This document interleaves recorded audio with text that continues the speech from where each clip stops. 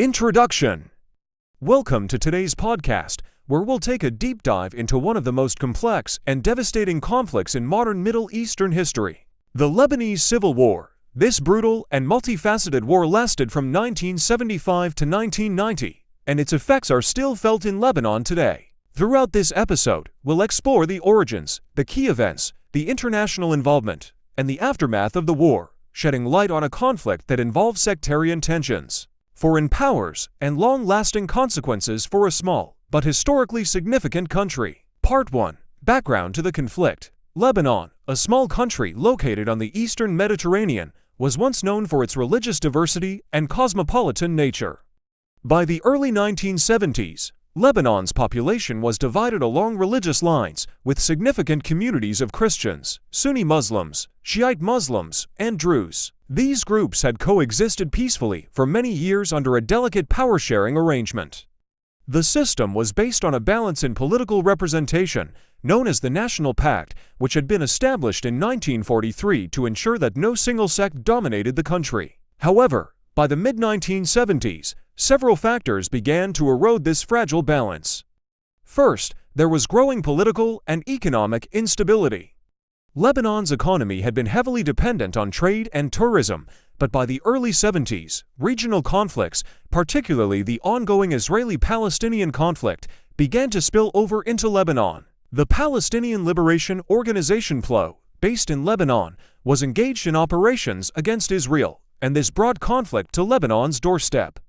This, combined with growing sectarian tensions and political infighting, created the perfect storm for war. Part 2. The spark of the Civil War. The immediate trigger for the Lebanese Civil War was a series of violent incidents in April of 1975. On April 13th, a bus full of Palestinian passengers was ambushed by Christian militias in the Beirut suburb of Ain el Rumayneh. The ambush killed several Palestinians, and the retaliation from Palestinian groups led to clashes between Christian and Muslim factions in Beirut. This quickly escalated into full-scale violence. By the end of the month, the situation had spiraled out of control, and what began as localized violence between different groups soon turned into an all-out civil war. The war was characterized by a complex web of alliances and rivalries between various Christian militias, Muslim factions, Palestinian groups, and even international powers. Part 3. Key players and factions. The Lebanese Civil War was not simply a battle between Christians and Muslims, it was a conflict with many players and agendas. The main Christian faction was the Lebanese Forces, a coalition of Christian militias led by Bashir Gemayel, who eventually became president of Lebanon in 1982. The Lebanese forces had strong support from Israel, which saw the Christian militias as a counterbalance to Palestinian forces and Muslim factions. On the other side, the Palestinian groups, especially the PLO, had significant influence, particularly among the Muslim and left-wing factions.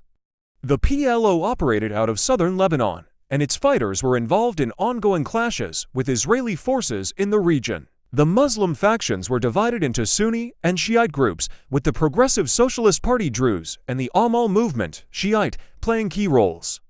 The most prominent Shiite militia, Hezbollah, would emerge later in the war and grow in importance during the 1980s. Foreign powers also became heavily involved. Israel, as mentioned, supported the Christian militias, while Syria, a neighboring country, intervened on behalf of the Muslim factions and sought to influence Lebanon's political landscape.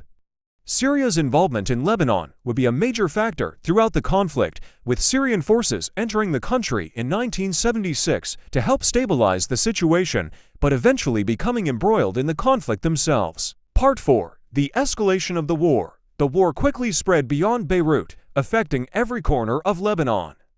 Urban areas, particularly Beirut, were divided into sectors controlled by different militias. Beirut itself became a city of walls, with the Green Line dividing the Christian-controlled east from the Muslim-controlled west. The fighting was brutal and involved not just traditional military engagements, but also assassinations, kidnappings, and massacres. One of the most notorious events during the war occurred in Sabra and Shatila, refugee camps in Beirut, in September of 1982. After the assassination of Lebanese President-elect Bashir Gemayel, Israeli forces, who had invaded Lebanon earlier that year in an attempt to expel the PLO, allowed Christian militia forces to enter the camps, where they killed hundreds of Palestinian civilians. This massacre remains one of the darkest chapters of the war. As the war continued, international powers tried to mediate peace. The United Nations deployed peacekeeping forces to try to stabilize the situation, and in 1989, the Taif Agreement was signed in Saudi Arabia, officially ending the war. The agreement called for reforms to the Lebanese political system, reducing the power of the president and establishing a new balance of power among the sects. Part 5. The Aftermath and Legacy. The war officially ended in 1990, but Lebanon was left deeply scarred.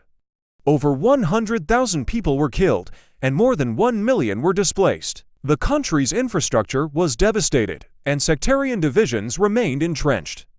The war did not resolve the underlying issues of political power sharing, and Lebanon's post-war period would see ongoing instability. One of the key effects of the war was the rise of Hezbollah, a Shiite militia supported by Iran, which became an influential political force in Lebanon. The impact of Hezbollah's rise, as well as the ongoing involvement of Syria and Israel in Lebanese affairs, would continue to affect Lebanon's politics and security for decades to come. Lebanon's recovery from the war has been slow, with periods of relative peace interspersed with political and sectarian crises.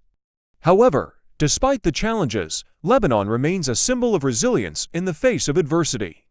The country has worked hard to rebuild its infrastructure, revive its economy, and recover its cultural vibrancy. However, the scars of the civil war remain, and the memory of the conflict continues to shape the lives of Lebanese people. Conclusion. The Lebanese Civil War was not just a tragic chapter in Lebanon's history, it was a conflict that reflected the broader struggles in the Middle East during the 20th century. It was a war shaped by political, religious, and ethnic divisions, foreign interventions, and shifting alliances. While the war ended in 1990, its consequences are still felt today, both in Lebanon and in the wider region. Thank you for tuning into this episode. I hope this brief overview of the Lebanese Civil War has provided you with a better understanding of this complex and heartbreaking conflict.